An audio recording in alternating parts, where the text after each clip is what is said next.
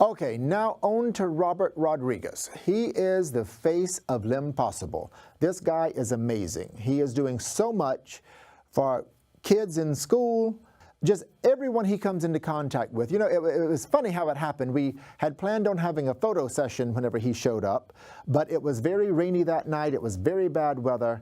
And hey, we were all tired. People started to leave the studio, but Robert, being a trooper, came on anyway.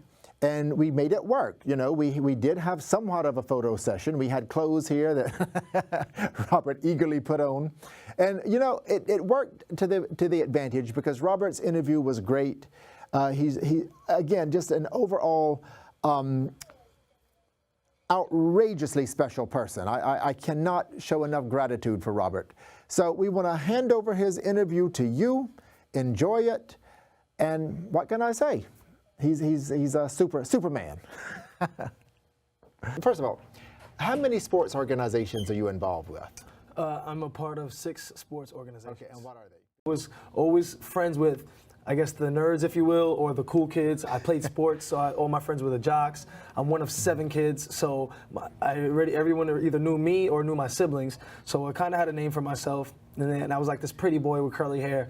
And yeah, so some girls took a liking to me, some didn't, you know, especially with a handicap. It wasn't easy, but I made the best do. And like I said, I fit in where I could. So high school, I didn't really allow my leg to hold me back, although it did. I would always keep up a front and have this exterior entrepreneurship. I actually grossed a company 4 times in revenue, Cuban Construction Incorporated in Long Island. And that was the beginning of my entrepreneurship.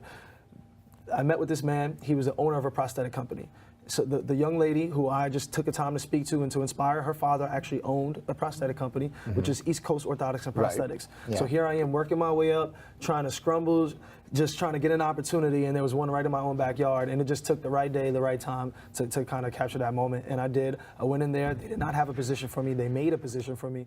3 years later, it started off because of people with limb difference, but now I work with kids who have CP, autism, and Down syndrome. Excellent. What is that like when you go and tell your story to kids and their response to it? When I'm speaking to the youth, to me it's most important because I was a young man who, again, I moved around a lot.